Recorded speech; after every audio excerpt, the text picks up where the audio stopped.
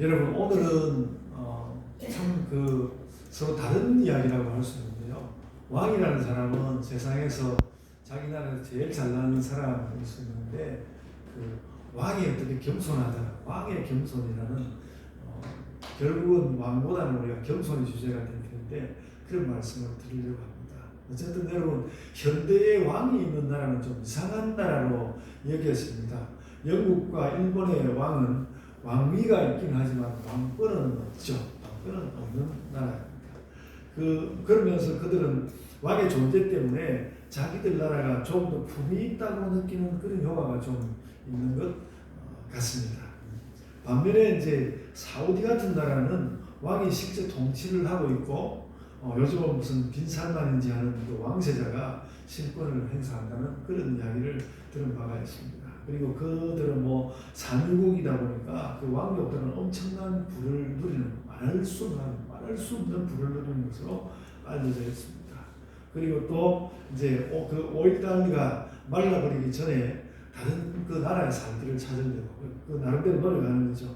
노력하는 것도 같습니다. 그럼 어쨌든 이 민주주의, 온 국민들이 주인이 되는 민주주의가 발전한 시대에 왕의 존재는 얼마간은 박물관의 전시물 같은 그런 느낌이 있습니다. 그래서 오늘날의 왕은 약간은 좀 고고학적이고 고색창연하다 그렇게 정리를 해보겠습니다. 그럼 그렇게 고고학적이고 철진한 말이긴 하지만 왕이라는 것은 그런 것이긴 하지만 왕이라는 말이 여전히 우리에게 자꾸 의미 있게 들려오는 이유는 나라가 있기 때문입니다. 우리에게 좀 당황스러웠지만 지난번에 대통령이 그 대통령 선거 이전에 손에다가 왕자 써가지고 굉장히 당황스럽기는 했지만 그래도 그 말을 우리가 버리지 못하는 것은 그리고 그 대통령에게도 나라가 있기 때문에 우리가 좀 중요하게 받아들이는 것이죠. 그래서 왕은 없어졌어도 누군가 왕처럼 살펴야 하는 누군가 왕처럼 왕이 살피는 것처럼 그렇게 살펴야 하는 나라는 여전히 존재하고 있습니다. 그래서 사실 왕이라는 것은 원래 아주 넓은 시선과 깊은 관심으로 나라를 돌보는 사람을 말하는 것이죠. 나라에는 여전히 그런 시선과 관심이 필요합니다. 그래서 좋은 왕에 대한 느낌은 사라지지 않고 있는 것입니다. 오늘 본문에서 좋은 나라가 되기 위해서 그러니까 오늘 특히 오늘 읽은 본문에서 나라가 좋은 나라가 되기 위해서 제일 중요한 사람은 왕이라는 것을 보여주고 있습니다.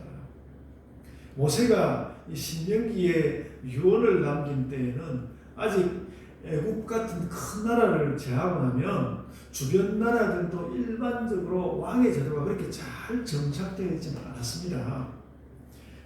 누가 좀 또 왕이라 불리더라도 많은 경우에 그 왕이라는 사람도 한 시를 다스리는 시국을 다스리는 부족장 정도에 지나지 않았습니다. 그럼에도 불구하고 그러니까 아직 왕의 제도가 그렇게 막 다 자리를 잡고 그러지 않은 때였음에도 불구하고 모세는 이스라엘이 장차 갖게 될 왕의 제도를 대단히 중요하게 여겨서 잘 챙겼습니다. 왜 그런가 하면요. 왕은 이스라엘 전체 나라를 다스릴 가장 중요한 사람이기 때문에 그러니까 이스라엘이 나라를 이룬다는 것에 있어서 왕이라는 사람은 너무나 중요하기 때문에 그걸 아주 잘 챙기려고 하였습니다. 그래서 우리도 성경에 왕 이야기가 나올 때 여전히 이제 성경에 왕 이야기 나오면 이전에 제가 누구하고 이렇게 대화를 해보면 참 성경 참 개개묵었어. 맨날 왕 이야기 나오고 그러냐 그리고 사람을 종이라 그러냐 뭐 그런 이야기하고 그러는데 그런 이야기가 우리 주변에서 들려온다 할지라도 그래도 우리는 성경일 때 왕이라는 말이 나오면 거기에 시선을 주어야 하고 늘 확인을 해야 합니다. 왕은 그 중요한 의미를 가진 나라를 향하여 포괄적이고 깊이 있는 시선을 가진 사람입니다. 원래 그래야 하는 게 왕이거든요. 그래서 나라의 중요성은 그 백성, 나라가 중요한 것은 뭐냐면, 나라의 중요성은 그 백성에게 필요한 것을, 그것이 내용이든 형식이든 하여간 백성이 필요한 것이 무엇이든 다 부족함 없이 채워준다. 그것이 나라의 의미거든요. 왕은 바로 그 나라의 그런 중요성을 책임지는 사람입니다. 그래서 왕은 중요한 것이죠. 그래서 왕의 중요성은, 그러니까 적어도 우리 구약 성경에 있는 내용으로 치자면 왕의 중요성은 그 나라의 중요성과 거의 같습니다. 이스라엘은 하나님만이 왕이시라는 사상이 굉장히 강했던 나라입니다. 이스라엘은 원래 왕을 두기를 좋아하지 않았던 나라거든요. 하나님만 왕이시라는 사상이 강했던 나라. 그래서 특별히 그 사무엘상 8장, 제가 전에 사무엘상 8장으로 설교도 하고 그랬습니다만, 특히 사무엘상 8장에서 사무엘은 인간인 왕을 매우 비판적으로 묘사했습니다. 그래서 저는 그 이스라엘의 어떤 정치 철학으로서 사무엘상 8장이 매우 중요하다고 말씀드리고 그랬는데, 내용이 이렇습니다. 너희가 왕을 세우면 어떻게 되는가? 왕이라는 자를 세우면 실제로 어떻게 되는가 하면, 왕을 세우면 그는 너희 아들을 데리고 가서 군인을 만들고 마부나 일꾼이나 대장장이 그런 사람을 만들 것이고, 그럴 것이고, 딸을 데려가면 요리사를 만들고 떡국비하고 향료 만들기 하고 그렇게 다 그 종으로 부릴 것이다. 그리고 좋은 땅과 밭과 종복들까지 다 공출해서 갈 것이다. 그렇게 사무엘상 8장 10절부터 18절에 말씀하고 있습니다. 그래서 사무엘이 그 이야기를 하면서, 그래도 너희들이 왕을 원하느냐, 그러니까 백성들이 막 왕을 세워달라고 그랬고요.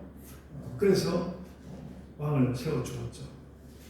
그들은 말하자면 하나님 말고 사람으로서 포괄적이고 깊은 시선을 가지면서, 그러면서 자신들을 돌봐주는 사람을 원했던 것입니다. 왕을 원하는 백성들의 마음은 그거였거든요. 왕들은 그렇게 하지 않았죠. 근데 어쨌든 오늘 보면은 그 백성이 왕을 원하는 그 현실성을 이미 조용히 받아들이고 있습니다. 그 왕을 세우기를 원하거든, 그렇게 말씀을 했습니다. 14절에 보면, 만일 우리도 우리 주위의 모든 민족들 같이 우리의 왕을 세워야겠다는 생각이 나거들라, 왕이 세워야 되겠다는 생각이 나거들라, 세워라. 이미 이제 모세가 그 왕을 세울 수밖에 없는 현실을 인정하고 있습니다. 그럴 때는 조건을 갖추어서 왕을 세우라고 왕에 대한 백성의 욕망을 인정하였습니다. 그래서 그렇게 생각해 보면 오늘날 교회도 그 세속의 모든 일들을 긍정적으로 검토하는 태도는 가져야 하는 것 같습니다.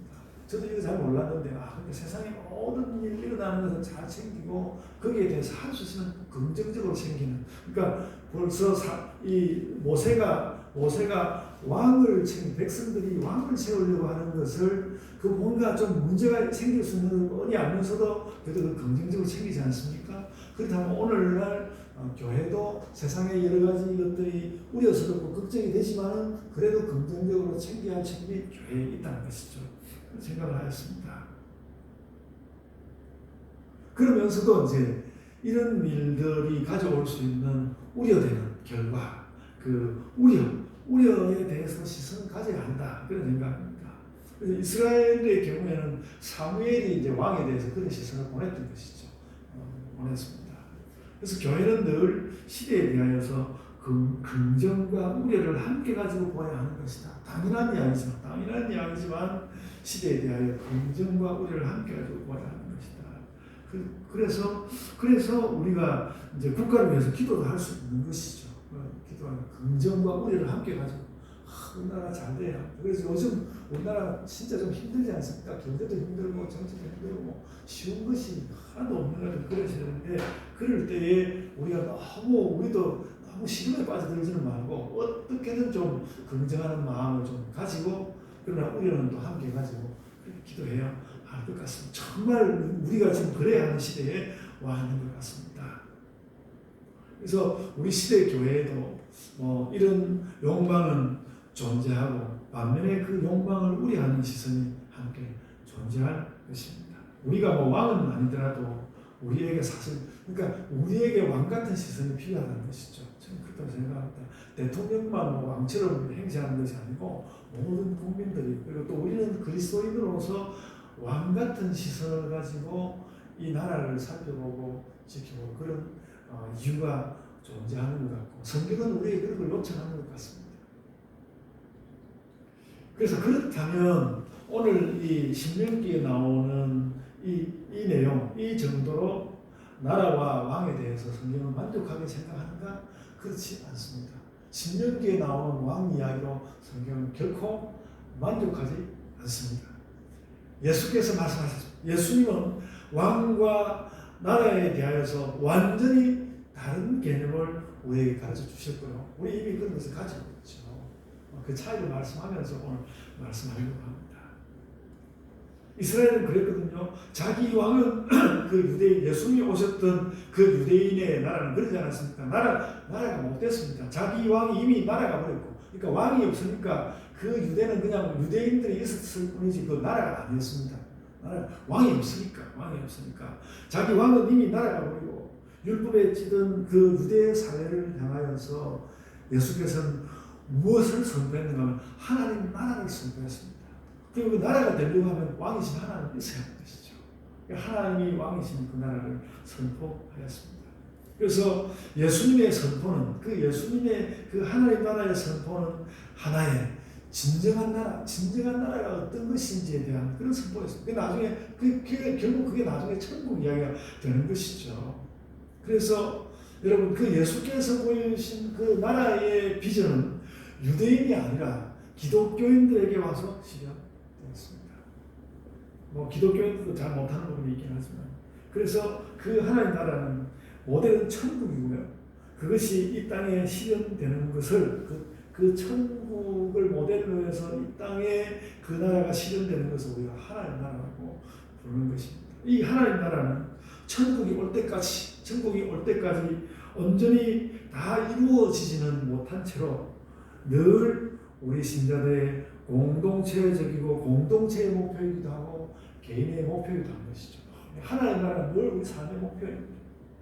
바로 그런 모습으로 우리는 그리스도인으로 살아가고, 그 하나님 나라는 그래서 늘 우리 그리스도인의 삶에 현존하는 것입니다.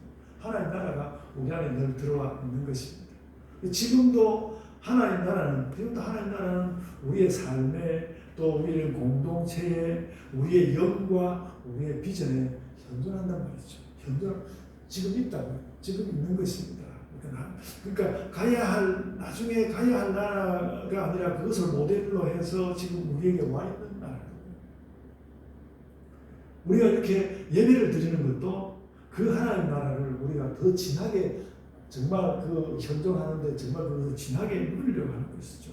그래서 예배는 사실 천국 생활의 아름다움을 누리고 싶은 시간입니다. 그리고 제가 장경동 목사님을 이렇게 존경하지는 않지만, 나도 저렇게 좀 설교를 해봤으면, 그런 생각 참 많이 합니다. 저렇게 재미있게 설교를 좀 해봤으면, 저도 재미있게 설교해가지고 여러분들도 그렇게 좀 교회 와서 주일 예배를 즐겁고, 오늘 참 재미있고 참 기쁘다 했는데, 제가 재미있게 설교를 못하는 건 너무 죄송하고요. 재미가 있어야 또 누리는 마음도 있는데, 저도 그렇게 노력해보고 있습니다. 예배란 천국 생활의 아름다움을 누리는 것입니다. 그래서 그런 표현이 흔하지는 않아도 성경은 복음을 그냥 복음이라고 부르지 않고 하나님 나라의 복음이라고 부릅니다. 복음은 하나님 나라를 보여주는 거예요. 복음은 하나님 나라를 보여주는 것입니다. 누가복음 4장 43절에 이렇게 이야기했습니다. 예수께서 이르시되 내가 다른 동네들에서도 하나님의 나라 복음을 전하여야 하느니 나는 이 일을 위해 보내심을 받았노라. 예수님 그렇게 이야기했어요. 내가 이 하나님 나라의 복음을 전하여야 하고 내가 그걸 위해서 여기 왔다. 그렇게 말씀하셨습니다. 그래서 우리도 다른 것을 들은 것이 아니고 하나님 나라 복음을 들은 것입니다. 그렇습니다. 그리고 그 나라에는 왕이 있겠죠. 여러분, 미국의 교회 역사학자 존 브라이트는 구약 시대를 하나님의 나라라는 이름으로 하나님의 나라라는 그 책이 있습니다. 하나님의 나라라는 이름으로 정리하기도 했지만 결국은 이스라엘이라는 이 땅의 나라로는 충분하지 못하다는 것을 보여주었죠. 그랬습니다.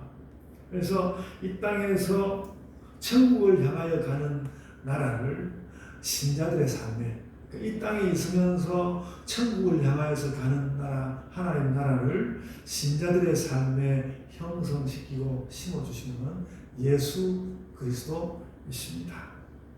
예수께서는 우리에게 그냥 복을 주시는 것이 아니라 그냥 복을 주신다. 하나님께 복을 주시는 그냥 복을 주시는 것이 아니라 그 복을 주신다는 말은 좀 다르게 이야기하면 하나님 나라의 비전을 주시는 것입니다. 하나님 나라 이런 거야. 그래서 그 하나님 나라의 비전, 그래서 그 나라의 그 현존을 우리 속에 가지고 있는 것이라는 거죠. 그게 우리가 받은 복이라는 것입니다. 그래서 여러분 에베소서 1장 3절에 저는 에베소서 1장 3절에 그 복이라는 말이 나오는 것을 늘 관심을 가지고 보는데 이 에베소서 1장 3절에 하나님께서 그리스도를 통하여 우리에게 신령한 복을 주신다고 했는데 그 복이라는 말을 따져보면 복음의 구원을 말하는 것이고 그리고 또 그 구원은 바로 하나님 나라의 비전입니다. 하나님 나라의 비전을 우리에게 주신다는 것이죠. 그래서 우리에게는 하나님 나라의 비전이 바로 복이라는 것이죠. 그것이 그 복으로 아주 기쁘게 잘 받아들여지기를 소원합니다. 그 하나님 나라의 비전이 우리 영에 들어와 있고 우리의 말과 삶에서 비쳐 나오는 것이죠. 그것이 그리스도의 복된 삶입니다. 히브리서 11장 3절에 여러분 히브리서 11장 3절에 믿음은 바라는 것들의 실상이요 보지 못하는 것들의 증거라 이렇게 이야기했는데 하나님 나라는 그렇게 우리 가슴에 이미 이렇게 자리하고 있고 또 그것이 우리의 복이고 그렇기 때문에 믿음은 바라는 것들의 실상이요 이런 말들을 할 수 있는 것이죠. 그리고 그 나라의 왕은 하나님이시고 그리스도 예수이십니다. 그렇게 좀 정리를 하고요. 이제 한 걸음 더 나가 보겠습니다.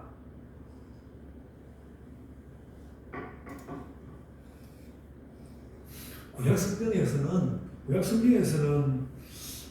하나님께서 우리에게 하나님 형상을 주셨다 하고 또 신약에서는 그리스도의 또 다시 그리스도의 형상을 우리에게 이루라고 하지 않습니까? 갈라디아서 4장 19절. 거기다가 또 결정적으로 베드로전서 2장 19절에서는 우리를 뭐라고 부르는가 하면 왕 같은 제사장이라고 이렇게 불렀습니다. 이것은 우리가 뭔가 이걸 다 뭉쳐서 생각해 보면요, 우리가 그 하나님과 예수님의 왕권을 누린다는 뜻입니다.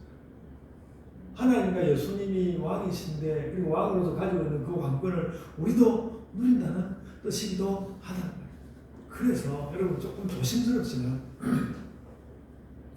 조심스럽게 말하자면 복음에는 하나님 나라 복음에는 우리가 그 나라의 왕이라는 뜻도 들어있다는 것입니다.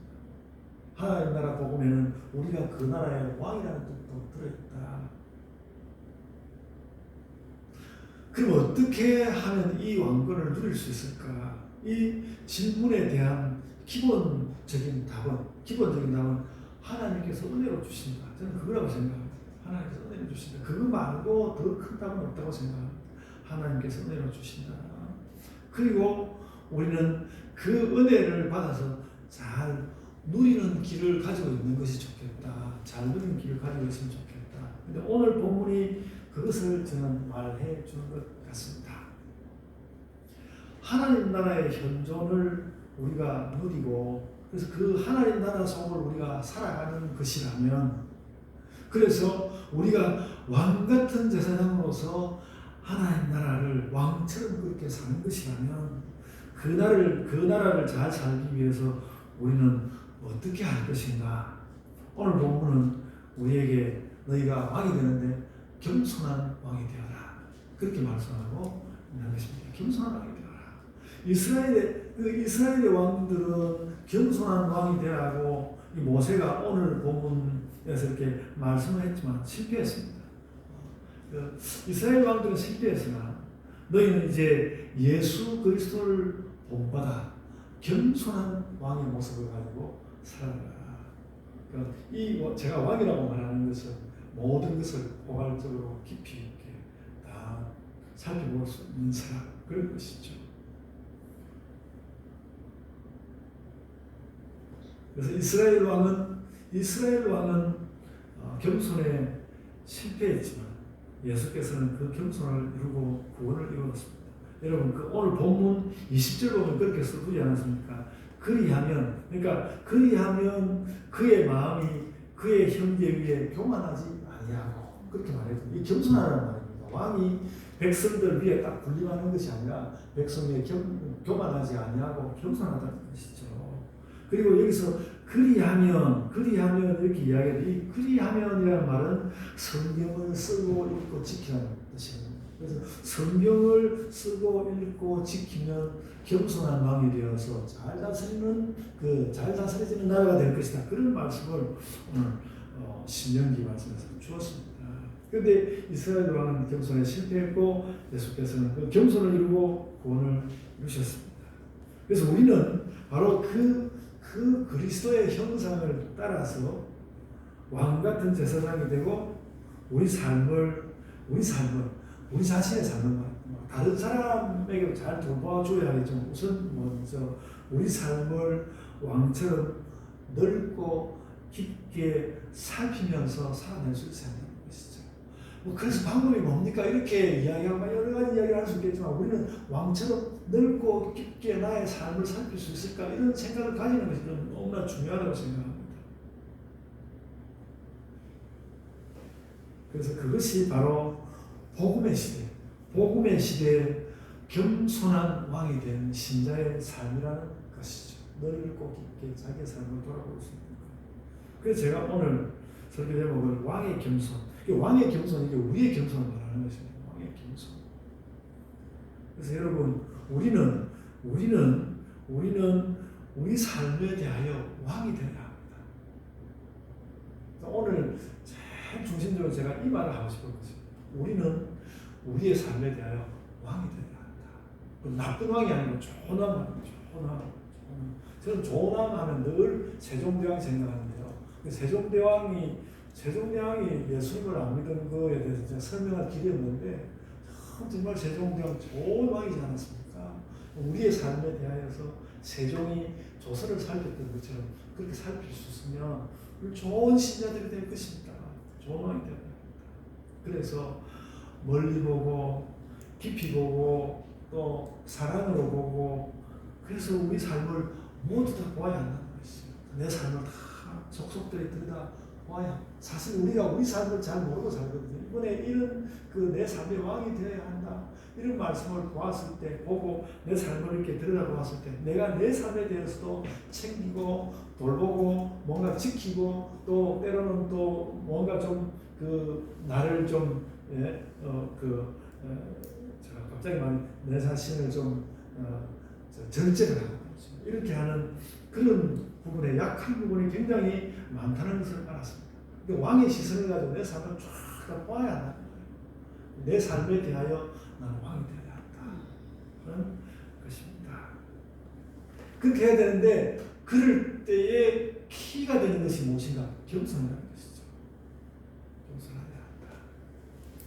그럼 우리는 이 세속을 넘어서 하나님 나라로 들어왔는데, 이 하나님 나라는 우리를 자주 또 바울사도가 스스로 종이라고 불렀지만, 그래도 하나님 나라는 우리를 종이라고 부르기보다는 왕이 되게 합니다. 그리고 그렇게 하나님 나라를 왕으로서 살아가는데, 그 왕이 되어서 살 수 있는 필수 요소는 무엇인가? 겸손이라는 것이죠. 이 겸손을 던져버리는 순간에 왕의 지위도 사라져 버릴 것입니다. 그리고 다시 말씀드리지만, 그 겸손은 오늘 본문이 말씀하는 대로 하나님 말씀으로 얻는 것이다. 하나님 말씀으로 얻는 것이다. 그래서 말씀의 중요성을 또다시 진하게 우리는 깨달아야 합니다. 성경은, 그래서 이렇게 말하셨습니다. 성경은 나를 겸손한 왕이 되게 한다. 그 말씀 드리고 싶습니다. 성경은 나를 겸손한 왕이 되게 한다. 여러분, 하나님 나라가 빛이 오고 나타나고 현존하는데 그럴 때 우리가 어떻게 되는가? 겸손해진다는 거죠. 하나님 나라가 우리에게 싹 이렇게 다가와서 비춰지고 그 하나님 나라의 현존을 느끼고 그 안에 살고 있을 때 우리는 어떻게 되는가? 겸손해진다. 겸손해진다. 막 나라가 오면 엄청난 거 우리 많이 생각하고 그 엄청난 걸 어떻게 설명할까 목사로서 저도 많이 생각해보고 그랬지만 오늘 본문 말씀을 보면서 생각할 때는 겸손해진다는 거예요. 그래서 여러분 오늘 여러분에게 드리고 싶은 말씀은 이 말입니다. 모든 의미에서 겸손한 사람이 되십시오 하는 것이죠. 그래서 겸손한 사람은 이미 하나님 나라를 보았거나 곧 보게 될 사람입니다. 겸손한 사람은. 그렇고요. 여러분 오늘 그 본문 20절 말미에 또 한마디가 저에게 참 의미 있게 다가오는 단어가 하나 있는데 이렇게 말했습니다. 그와 그 20절 말미에 그와 그의 자손이 왕위에 있는 날이 장구하리라 이렇게 이야기했는데 장구하리라는 말이 좀 참 의미 있게 전에보다 훨씬 좀 더 의미 있게 다가왔습니다. 그래서 이 말을 예수님식으로 바꿔놓으면 그 예수님의 나라가 우리가 겸손하게 잘 살면 예수님이 주신 그 나라가 우리와 우리 자손 안에서 장구하게 될 것이다. 그 말을 하는 것인데요. 저는 그 장구하다는 왜 이 말을 썼을까 하고 많이 생각을 해봤는데 그래서 이 말을 그 대신할 수 있는 여러 가지 말을 생각해봐도 훌륭하다 무슨 여러 가지 좋은 말을 다 생각해봐도 그것보다는 성경에서는 장구하다는 말을 가지고 그 말을 설명하려고 한 것 같습니다. 우리가 겸손하면 아주 좋은 세상이 우리에게 와서 장구하게 되는데 그 장구하다는 말은 그냥 길다는 뜻만 아니라 여러 가지 그러니까 뭔가 선한 의미, 좋은 의미, 우리에게 복을 줄 수 있는 그리고 우리가 이 사람의 말로 이런저런 뜻을 붙여가지고는 뭔가 안 되지만 하나님께 주시는 그 좋은 그 무엇이 아름답게 이렇게 장구하게 강처럼 흘러가는 그런 모습을 우리가 보게 될 것이다. 어떻게 하면 주의 말씀을 대하고 겸손하게 되면 우리가 그렇게 된다는 것입니다. 성경을 읽어서 성경을 진지하게 받아들여서 내가 나의 삶에서 겸손한 왕이 된다면 그런 삶을 우리가 맛보게 될 것이다. 장구하게 그 하나님 나라의 그 아름다움이 장구하게 흘러가는 그런 나라를 맛보게 될 것이다 하는 것이죠.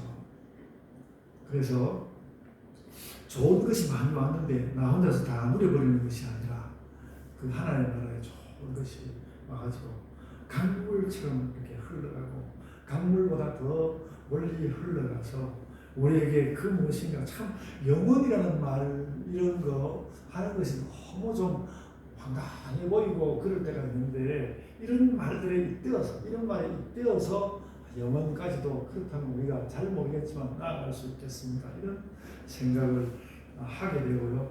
그런 말을 그래서 그러니까 어떤 하나님 나라의 영원한 이런 것을 우리에게 그래도 좀 피부에 닿게 받아낸 말이 장구하다는 말이 아닙니까? 그 영원하다는 말보다는 뭔가 좀 구체적인 것 같고 우리 땅에서 할 수 있는 말인 것 같은 그런 말로 온 것이 장구한 말인 것 같고 그래서 겸손한 왕으로서 장구하게 하나님 나라의 삶을 살아내는 자가 되어라 이렇게 할 수 있는 너희는 그런 왕이 되어라 이렇게 말씀을 정리할 수 있을 것 같습니다. 우리는 예수 그리스도를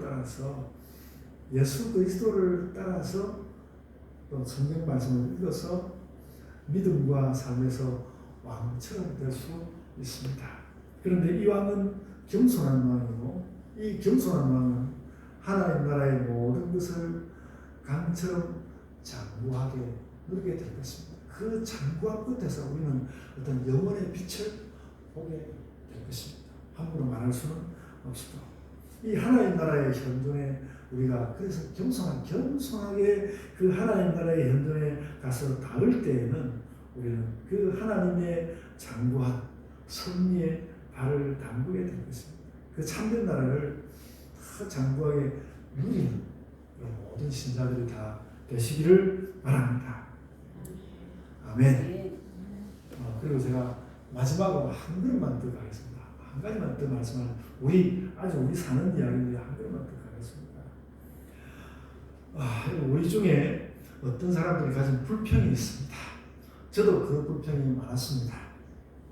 왜 나는 왕이 아닌데, 나는 왕비가 아닌데 나는 왕자를 아들로 낳았을까? 혹은 딸을 공주로 낳았을까? 그런 불평이 우리에게 있습니다. 그런데 제가 오늘 말씀을 다시 잘 돌아볼 때, 그 생각이 틀린 것 같다는 것이죠. 우리가 틀린 생각을 했구나. 우리는 예수 그리스도를 통하여 왕 같은 제사장이 되고 내 삶의 왕이 되었습니다. 그래서 실은 여러분 좀 실감이 났으면 좋겠는데, 실은 내가 왕이고 내가 왕비라는 것을 먼저 깨달아야 했던 것입니다. 왕비가 싫으면 여왕이 되셔도 괜찮습니다. 내가 왕이고 내가 여왕이라는 것을 먼저 깨달아야 했던 것입니다. 우리 삶에서 내가 이렇게 이 나이에 이제서 이걸 깨달았구나.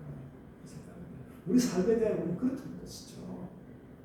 그리고 정말 자녀들을 왕자와 공주로 알고 키워요. 내가 왕이고 내가 왕비이고 내가 여왕이고 그렇게 해가지고 그 자녀들을 왕자와 공주로 키워야 했던 것 같습니다.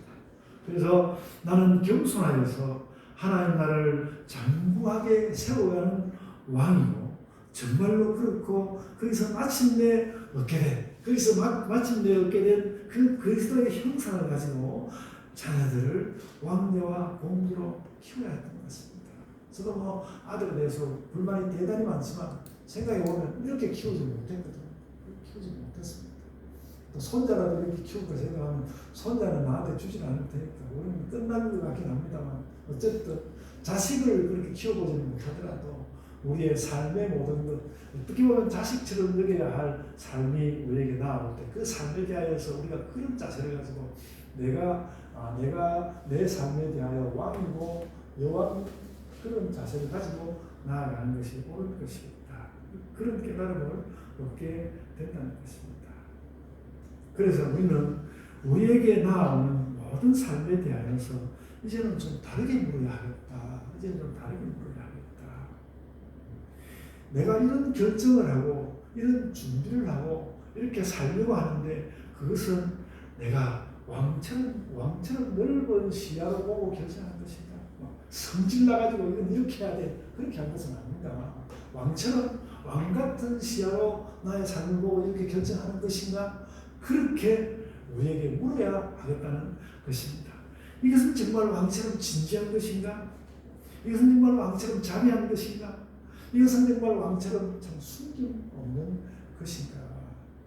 우리는 이런 질문을 나에게 던지면서, 그래가지고 우리가 여러분 그랬을 때 우리에게 하나님이 주신 품격 같은, 요즘 그 사회에 품격이라는 이야기 많이 하더라고요. 하나님께서 주신 그런 품격을 우리가 얻어서 가지고 살아야 하겠습니다. 그리고 여러분, 그렇게 참 하나님께서 주신 왕의 품격을 가지고 살아가는데 급소가 있다는 겁니다. 급소가 무엇이냐면 겸손해지는 데 있다는 것입니다. 겸손을 가지면 그런 시선이 열리기 시작할 것이다. 겸손을 가지라. 그렇게 말하는 것입니다. 그래서 여러분, 저도 이렇게 겸손한 표정을 지으려고 하는데 설교하고 제가 화면을 보면 제 얼굴에서 겸손함이 느껴지지는 않더라고요. 뭔가 겸손함이 부족하기 때문에 그렇다고 생각합니다. 그렇게 생각하거든요. 그런데 우리가 생각해야 되는 건 뭔가 하면, 오늘 말씀을 대할 때 굉장히 많이 생각해야 되는 것이, 우리 그리스도인들이 세상에 나가서 세상 사람들을 인도할 수 있고, 또 때로는 좋은 의미에서 세상을 이길 수 있는 필살기가 있는데 겸손이라는 것입니다. 겸손이다.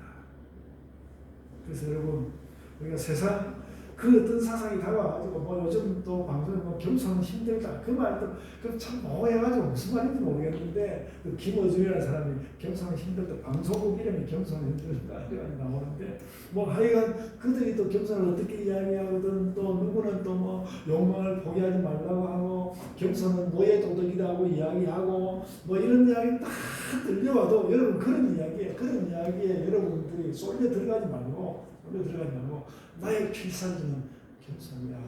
그래서 그 겸손을 여러분들이 가지고 살고 그런 것이 하나님 뜻 안에서 이루어가는 그런 삶을 살아가시길 바랍니다.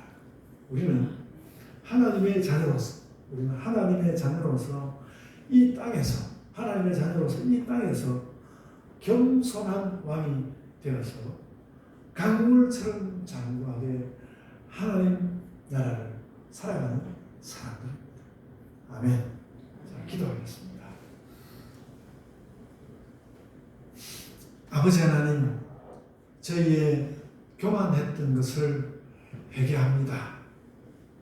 겸손하게 세상을 잘 넓게 돌아볼 수 있는 그런 눈이 없었던 것을 오늘도 후회도 하고 또 하나님 앞에 회개합니다.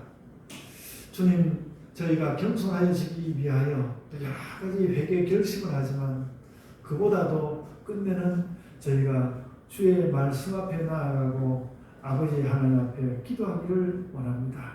주님, 여러 다른 생각들보다도 참 내가 오늘도 겸손하게 살고 있는지 참 이 세상 사람들도 일일 삼성이라고 해서 하루에 세 번 반성한다고 하는데 주님, 저희들도 반성할 때 그 무엇보다도 나는 오늘을 겸손하게 살았는가 그렇게 돌아볼 수 있는 자들이 되게 하여 주옵소서. 겸손한 왕으로서 이 땅을 살아가는 우리 신자들 되게 하여 주옵소서. 감사하고 예수님 이름으로 기도드리옵나이다. 아멘.